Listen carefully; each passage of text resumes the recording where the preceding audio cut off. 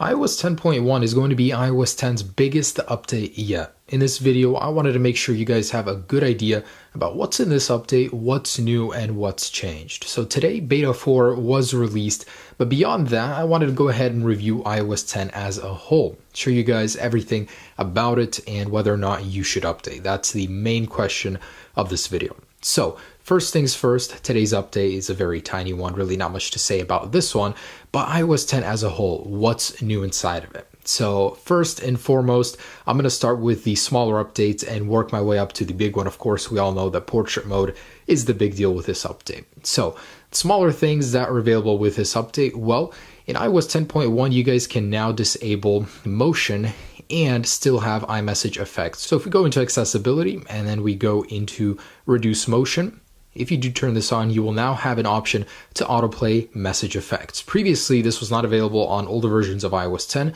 What does it mean? You'll now be able to get an automatic effect with iMessage, even with reduce motion on. So if you don't have the regular system animations, it just fades in like that, you'll still get the option to autoplay the effects. Also, in iOS 10.1, you now can replay effects. So if you missed them the first time, you want to experience them again, you'll have a little option to replay them in your iMessage. Now, iOS 10 does include the latest iOS 10.0.3 changes, which was released earlier today. So that means the cellular connectivity bug is now implemented in iOS 10.1. So Beta 4 finally brings that to it.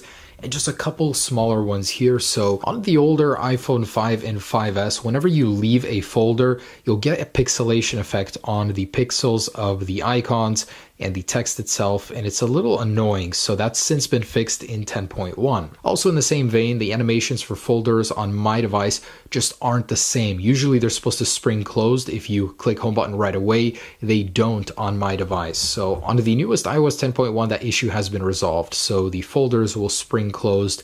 Unlike on my device, for some reason they just won't, and I don't understand why, so that has been fixed. And the biggest change I wanted to bring to you guys is the speed improvement in terms of animations. It is abysmally slow on iOS 10.0.3, and if I compare with 10.1 on the right, take a look at this. Opening and closing applications is so much better. So at the same time, look at that. iOS 10.1 closes the application almost twice as fast. Launching the app switcher, 1, 2, almost twice as fast, 1, 2.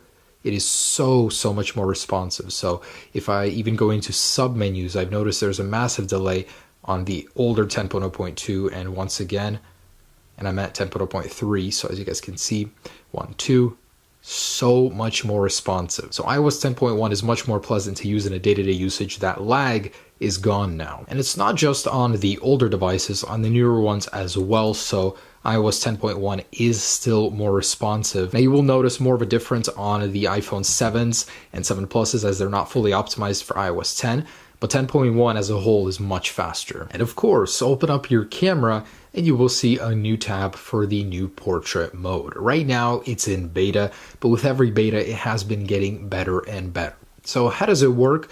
Well, in real time, you can get a blur effect on your background. Now, it doesn't actually do the same bokeh effect as a camera. It will not blur light the same way. I've noticed there's a difference in between photos you take with a DSLR and this. And of course, I mean, it's a smartphone, but it does a fantastic job of giving you a very expensive look for your photos. So I've been using it for a couple weeks now, and I gotta say, I absolutely love it. It makes your photos look so much better. It's hard to believe that they were taken with a smartphone. Now, the limitations that I can see is it's only within 8 feet, so if you wanna get a picture of a bigger subject, you're not gonna be able to do that. But for the most part, this is for people, as it is a portrait mode, and you can get some fantastic results with it.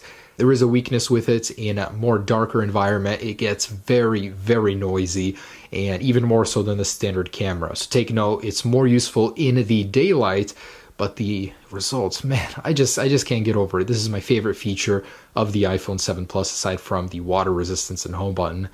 But yeah, it's amazing. So with the final release, it's going to be improved. I noticed that in some of the photos, if you actually look around the edges of the blur, it's not fully realized. Like in some areas, there's going to be a weird effect. And if you don't zoom in too close, for the most part, you won't notice much. But yeah, it's certainly there. Apple will be improving this with time. but for now, don't zoom in too close and you will be good. So portrait mode is the biggest update for iOS 10.1.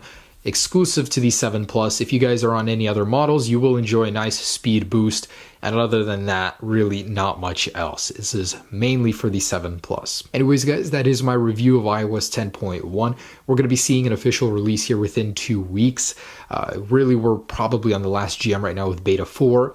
Should you update? Yes, it is a bomb update for anybody, really. Speed and more camera improvements, camera features, really, what's not to like? It's a fantastic update, so I say absolutely go for it. Thanks so much for watching, guys. Stay tuned for the update. Peace.